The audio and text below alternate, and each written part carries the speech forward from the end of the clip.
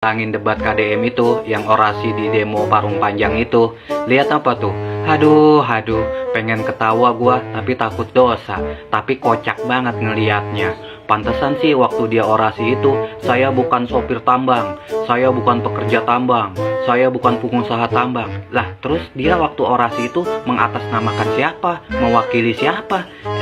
Pantesan, ternyata saya adalah caleg gagal. Aduh, kocak banget dah. Bener-bener dah, kirain dari masyarakat biasa, ternyata pantesan aja gagal atuh. Atuh lagian nomor 10 tuh, nomor buncit. Aduh, gimana mau menang? Nomor buncit, nomor bontot, minimal tuh nomor 1 atau nomor 2 tuh kalau pengen kepilih jadi caleg mah. Mungkin nanti nih di 2029 pemilu dia kayak kepilih nih, kan sekarang viral nih, nama dia udah naik lagi nih. Kali aja di 2009 mah dia nyalek lagi, menang gitu. Walaupun viralnya jalur beda juga, bukan jalur prestasi juga viralnya, gara-gara jalurnya nantangin debat KDM. Bener-bener ya, the power of netizen. Kalau udah bergerak sat ketahuan semua dah, rekam jejaknya, jejak digitalnya kebuka semua dah. Bener-bener dan netizen Jawa Barat Atuh lagian segalanya yang gol KDM, jadi ketahuan.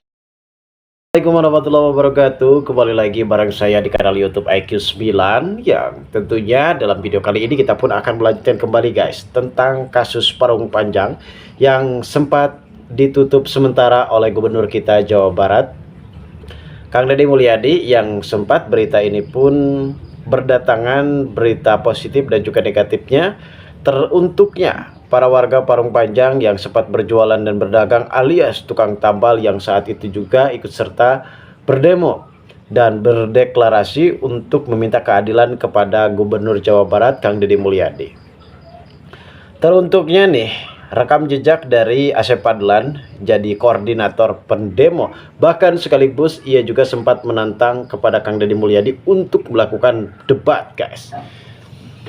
Dan ternyata memang beliau ini adalah semasa waktunya yang akan menjawab semuanya, dan mungkin saat ini beliau juga adalah caleg P3K Dapil 5 DPRD Kabupaten Bogor guys.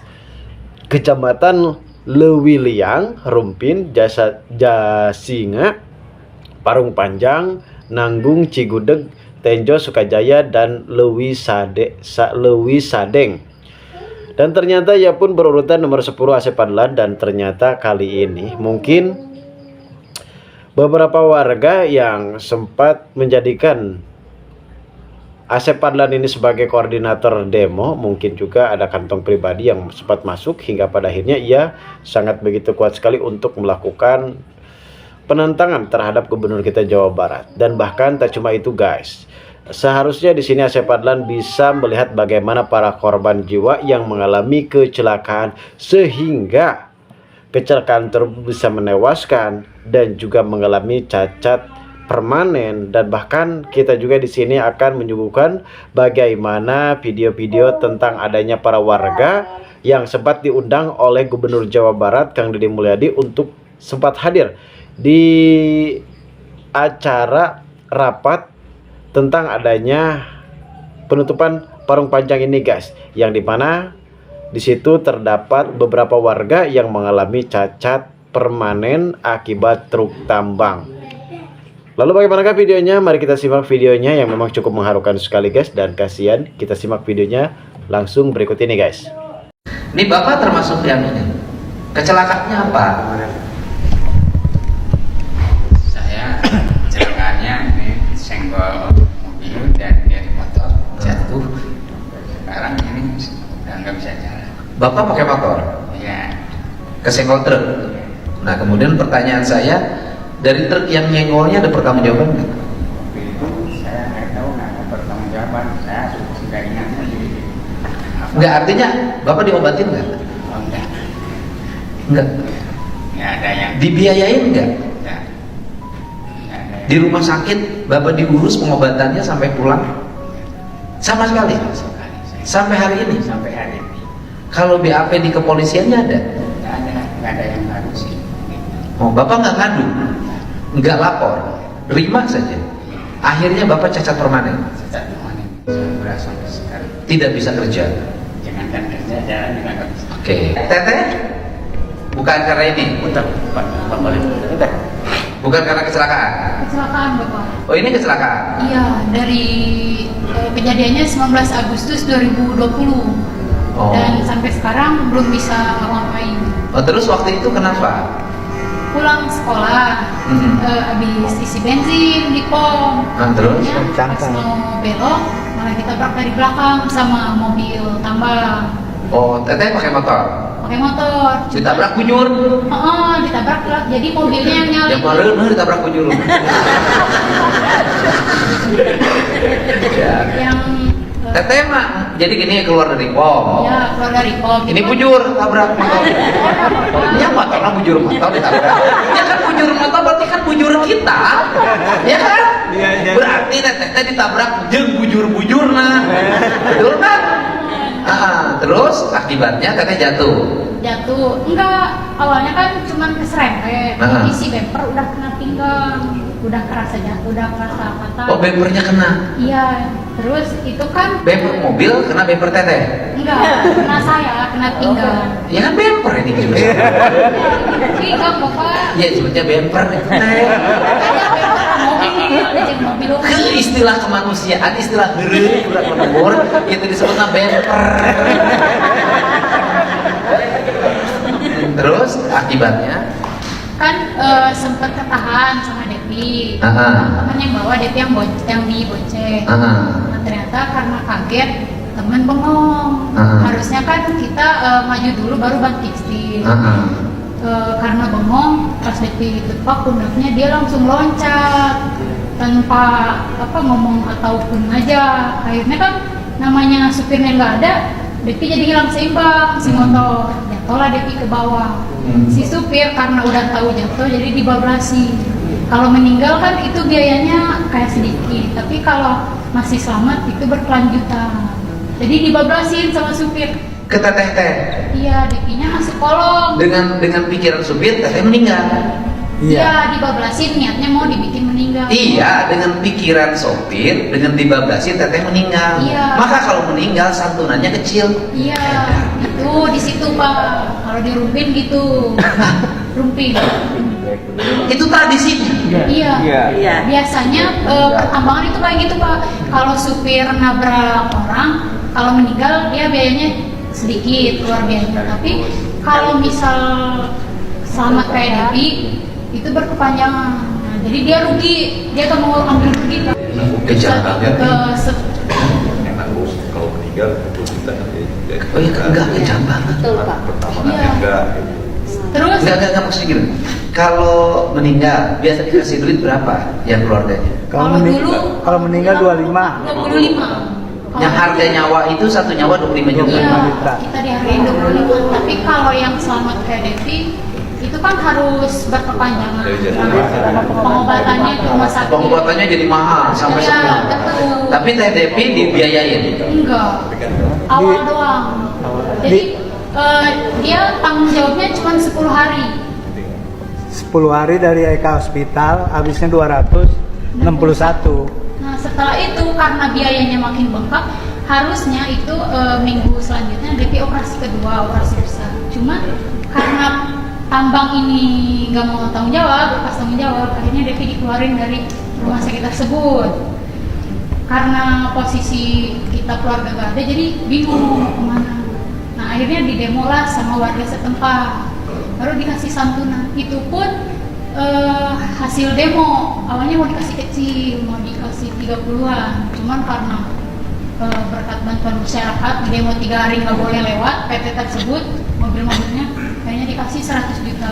PT apa? Alia. Apa Pak? ASM Alam Sapura Makmur Oh iya, mobil Sarua iya, mobilnya yang warna PT putih. Ting Adi Bahkan itu kan 10 hari setelah kejadian dia kan lepas tanggung jawab. Nah, setelah itu nggak lama dia beli mobil baru, unit baru, kira-kira 10 unit. Maksudnya gimana? Jadi gini Pak, kalau pekerja tambang itu Pak, setiap truk mau keluar atau supir mau keluar itu pasti udah diasuransiin dulu, gitu Pak. Jadi setelah supir keluar meskipun dia nggak ada kecelakaan atau misalnya barang-barang baku dia itu jatuh, itu udah Asuransikan. itu udah diasuransikan Pak. Kenapa saya tahu? Karena dulu saya bukan pemain tambang ya Pak. Saya pernah. Kalau saya suka tarik tambang. Iya. Jadi intinya setiap perusahaan itu, kenapa saya marah kemarin supir-supir minta demo ke Pak Deddy. Pak Deddy tanggung jawab sini gini. Harusnya si supir ini minta tanggung jawab atau minta kompensasi dari perusahaan. Karena setiap kecelakaan, maaf ya, setiap kecelakaan apalagi korban sampai meninggal itu asuransi dari mobil itu keluar Pak. Bisa Bapak mungkin bisa beli mobil beberapa. Maksudnya gimana? Mobil nabrak. Mobil nabrak itu udah diasuransi. Nabrak orang. Iya. Tetap dibayar asuransinya. Tetap pasti perusahaan itu mengurus asuransi di perusahaannya. Akhirnya? Asuransi mobil, asuransi si Jiwa. supir, asuransi muatan. Semuanya. Semuanya. Kemudian korbannya Korbannya ya sudah. sudah. Perusahaan. Dia dari kematian orang mendapat keuntungan. Seberapa? Ya. Dari kematian, dari nyawa orang lain dia mendapat keuntungan. Ya. Benar ini? Ya, karena saya pernah kerja setiap saya urusin si mana gini apa mobil yang mau jalan, oh ini DO-nya, oh ini jalannya, oh ini mobil DO-nya, ini si supirnya, ini nomor teleponnya. Semua data sudah dimasukkan, supir baru boleh jalan karena itu setiap harinya harus diasuransikan. Setiap dia langkah, roda berputar itu adalah jaminan asuransi. Kecelakaan, nabrak orang, apapun barang rusak sudah ada asuransinya. Ya betul. Jadi perusahaan itu kalau dibilang saya rugi, saya susah, bohong. Malah yang saya lebih kasihan, sampai saya marah gitu. Kalian supir, kalian kerja, kenapa kalian tidak pernah tahu isi kontrak? Kenapa kalian tidak pernah tahu untuk menuntut perusahaan? Kalian kan setiap keluar itu asuransi sudah berjalan, kayak gitu. Paling gue cuma, lu gimana sih misalnya, kok itu minuman bisa ini gitu kan ya, bisa kecelakaan, misalnya kayak di jalan atau apa dia bawa minyak atau mau apa itu kecelakaan, itu sebenarnya udah di cover semua Pak. Kadang perusahaan itu cuma menggertak sambal si supir. Oh, jadi perusahaan nggak pernah rugi dong? Nggak pernah saya. Malah bisa untung. Iya, Iya. betul sekali. Betul. Jadi kalau misalnya saya mohon maaf, bukannya menghina supir atau apa. Kalau misalkan mau supir apapun di perusahaan ya Pak, harusnya kalian bekerja, kalian sudah tanda-tangan kontrak, kalian sudah tahu konsistennya, kalian harus mempelajari semuanya. Setiap perusahaan itu pasti pakai asuransi, semuanya, dari mobil, dari muatan, dari supir. Teteh pernah kerja di situ? Saya nggak pernah kerja di tambang, tapi saya pernah kerja di perusahaan angkutan, tapi muatan dari Kalbe, gitu, dari Indispo, kayak gitu. Itu dulu 2017 sampai 2019 dari bos saya itu cuma punya mobil 3 sampai ya bisa ratusan dalam jangka nggak sampai 1 tahun. Dan selalu mengaku rugi. Nggak pernah sih kalau bos saya nggak pernah. Enggak, artinya kebanyakan orang selalu Ya, kalau betul. bercerita kecelakaan, sopir selalu berceritanya adalah susah. Ya, kadang saya orang susah, anak saya makan apa, gini. Sebenarnya itu sudah di cover semua dari perusahaan. Soalnya saya banyak nolongin sopir truk di jalan. Ya, sama saya juga seperti itu. Ini Bapak termasuk yang ini. Kecelakaannya apa? Sekali guys, mendengar ceritanya dari para korban kecelakaan ataupun disenggol, bahkan bisa terlindas, dan bahkan juga ada beberapa korban lainnya yang memang mengalami kecelakaan bersama dengan truk tambang. Ternyata memang saat ini truk tambang sendiri benar-benar tidak berperi kemanusiaan. Dalam arti kata, mereka ketika mengalami kecelakaan ataupun mempunyai korban, bahkan saat ini korbannya masuk ke dalam truk, artinya mereka di sini ingin memanfaatkan momen tersebut untuk supaya bisa mengentengkan beban mereka. Dalam arti kata, mereka di sini malah justru melindas si korban.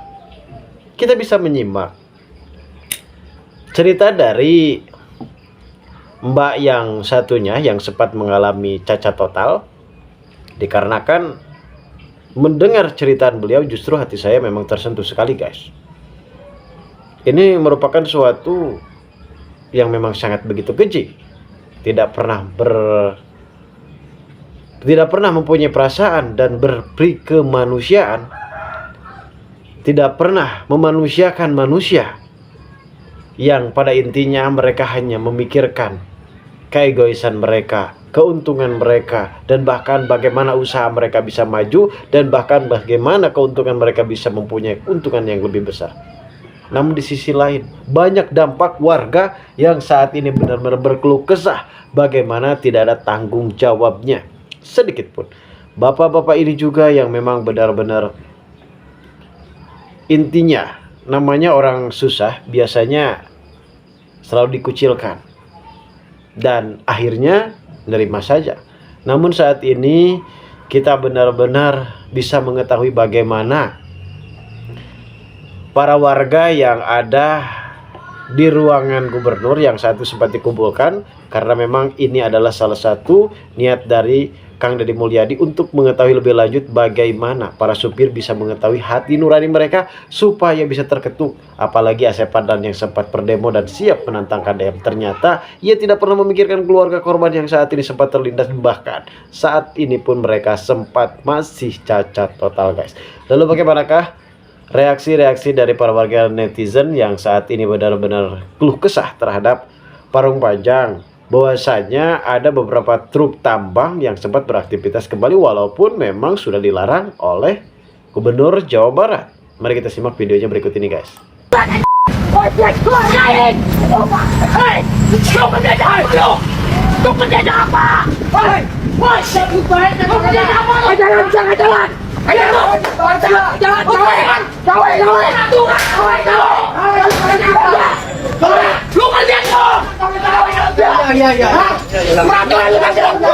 Di supirnya apa ini Diko? Lihat tuh mobilisian. Banyak banget. Woi bupati. Ini kerjaan ini. Lu kerja di mana sama rakyat? Peraturan 2023. Naon dia? Beda lu boleh lewat. Gawe buru-buru gawe isian lihat tuh isi gawe. Bang Deddy Mulyadi kaget, perusahaan ternyata untung-untungan. Wah ini sih gila lur, gua bener-bener kaget pas denger cerita ini. Bahkan Kang Deddy pun sampai geleng-geleng kepala. Jadi kemarin KDM itu ngundang puluhan keluarga yang jadi korban di Jalan Parung Panjang. Dari cerita-cerita yang Kang Deddy dapat, ternyata ada yang luka-luka, ada yang cacat seumur hidup, bahkan ada yang sengaja dibikin meninggal dunia buat ngurangin biaya pengobatan. Wah ini sih parah banget. Udah gitu, konon katanya perusahaan tambang bukan rugi loh saat truk mereka mengalami kejadian, tapi malah untung dan bisa beli mobil baru dari asuransi yang mereka lakukan. Gila lur, ini sih jatuhnya untung-untungan dari penderitaan orang. Depi jadi hilang seimbang, si motor jatuhlah Depi ke bawah. Si supir karena udah tahu jatuh jadi dibabrasi. Kalau meninggal kan itu biayanya kayak sedikit, tapi kalau masih selamat itu berkelanjutan. Jadi dibabrasin sama supir. Ke teteh. Iya, Depinya masuk kolong. Dengan pikiran supir teteh meninggal. Iya, dibabrasin niatnya mau dibikin meninggal. Maka kalau meninggal santunannya kecil. Iya, itu di situ Pak. Itu tradisinya. Iya. Biasanya Bahkan informasi seputar Asep Padlan, ternyata dia adalah salah satu dari partai P3 yang gagal menjadi caleg DPRD di Kabupaten Bogor Dapil 5. Menurut keterangan dari Metro Bogor seperti itu. Pantas saja ngotot ngajak debat dengan KDM. Ternyata dia boleh dikatakan adalah orang politik juga. Adapun demo yang sudah dilakukan, orasi yang sudah dia sampaikan ya tidak lain ya dari tunggangan ada campur baur dari tunggangan politik. Kalau menurut saya ya narasi saya yang kemudian orasi kan harus menyampaikan sesuatu berdasarkan data fakta yang ada di lapangan. Apalagi demonya kan sampai buat panggung, kemudian juga saya tidak tahu demo bayaran ataupun tidak bayaran. Yang penting yang diperlukan sebelum berdebat ataupun menyampaikan orasi adalah data yang akurat, fakta yang akurat, berdasarkan voting yang lebih banyak. Jadi gini teman-teman, rekan-rekan saya itu dari himpunan mahasiswa Rumpin, kemudian juga dari organisasi MA, kemudian juga dari organisasi-organisasi lainnya, itu sudah berkali-kali mengadakan demo soal tambang, soal jalan yang rusak, kemudian jalan yang berdebu, polusi udara. Itu bertahun-tahun tidak ada pejabat daerah ataupun pejabat provinsi yang menanggapi dulu. Dari dulu itu. Tapi sekarang kan sudah ada tanggapan, hasilnya lah, tinggal memanennya sekarang. Sudah ada tanggapan dari Gubernur Jabar. Inilah kebijakan beliau memberikan sebuah solusi. Jalannya dibagusin, kemudian juga nanti akan dibuatkan jalur khusus dan juga waktu atau timingnya untuk jalur penambangan. Itu juga sudah kebijakan yang bagus kalau menurut saya.